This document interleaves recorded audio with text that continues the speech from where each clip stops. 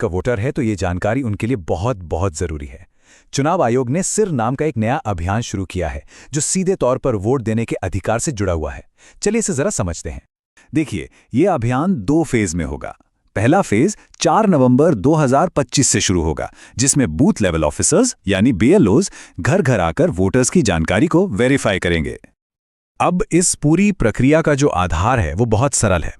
2025 की जो voter list है उसकी तुलना सीधे सीधे साल 2002 की लिस्ट से की जाएगी और इसी तुलना के आधार पर हर वोटर को ए से लेकर एफ तक 6 अलग अलग कैटेगरीज में बांटा जाएगा। मतलब 2002 की वो लिस्ट ही एक तरह से सब कुछ तय करने वाली है। तो सवाल ये उठता है कि किसी को कौन सी कैटेगरी मिलेगी। इसके लिए 2 मुख्य चीजें देखी जाएंगी।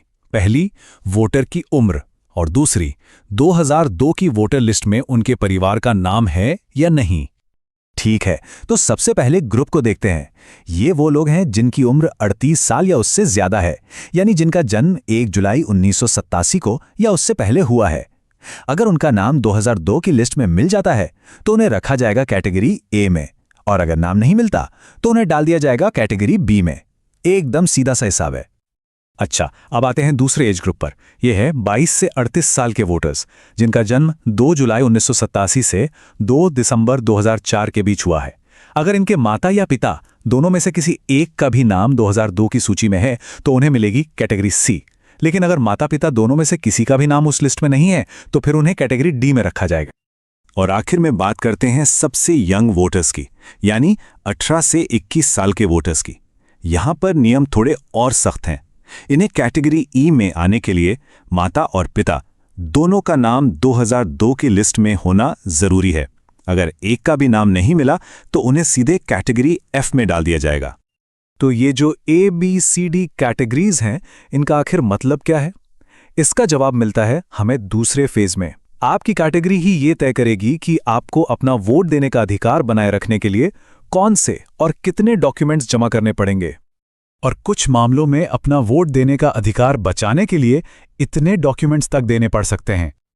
चलिए इस टेबल को जरा ध्यान से समझते हैं। अगर कोई कैटेगरी ए में है तो बहुत बढ़िया, उन्हें कोई प्रूफ नहीं देना होगा। बी, सी और ई कैटेगरी के लोगों को सिर्फ अपना एक प्रूफ देना होगा। लेकिन कैटेगरी डी वालों को अपना और अपने माता या पिता में से किसी एक का यानी कुल 2 प्रूफ देने होंगे। और सबसे ज्यादा कैटेगरी एफ वालों को अपना और अपने माता पिता दोनों का मतलब कुल 3 प्रूफ पेश करने होंगे। और सबसे जरूरी बात, अगर ये प्रूफ नहीं दिए जा सके तो मतदाता सूची से नाम हटने का पूरा खतरा है। तो अब सबसे बड़ा सवाल, आखिर किया क्या जाए? घबराने की जरूरत बिल्कुल नहीं है। कुछ बहुत आसान कदम हैं जो अभी से उठाए जा सकते हैं ताकि आगे चलकर कोई भी परेशानी ना हो। तो सवाल यह है कि पहले फेज की तैयारी के लिए हम अभी से राइट नाउ क्या कर सकते हैं? देखिए, हमारा लक्ष्य होना चाहिए कि हम सबसे आसान कैटेगरीज ए, सी और ई में आ जाएं। इसके लिए क्या करना होगा? जिनकी उम्र 41 साल से ज्यादा है वो 2002 की लिस्ट से अपना नाम, भाग संख्या और क्रम संख्या ढूंढकर अपने बीएलओ को दे दें। जो 21 से 38 साल के हैं वो अपने माता या पिता में से किसी एक की 2002 की लिस्ट की जानकारी अपने बीएलओ को दे दें। और जो 18 से 21 साल की युवा वोटर हैं वो अपने माता और पिता दोनों की 2002 की जानकारी निकालकर अपने बीएलओ को दे दें। एक बात याद रखिए, अभी से ये थोड़ी सी मेहनत करने का फायदा बहुत बड़ा है। जब पहले फेज में बीएलओ वेरिफिकेशन के लिए आएंगे ना, तो उनके लिए आपको ए, सी या ई जैसी आसान कैटेगरी में डालना बहुत सिंपल हो जाएगा और आप भविष्य की बड़ी मुश्किलों से बच जाएंगे। आखिर में ये सारी मेहनत सिर्फ किसी दस्तावेज के लिए नहीं है। जैसा कि इस गाइड में कहा गया है, ये इसलिए है ताकि हमारा वोट देने का अधिकार बरकरार रहे और हम लोकतंत्र को बचा सकें। तो जागरूक रहिए, अपनी जानकारी तैयार रखिए और इस जरूरी संदेश को दूसरों तक भी जरूर पहुंचाइए।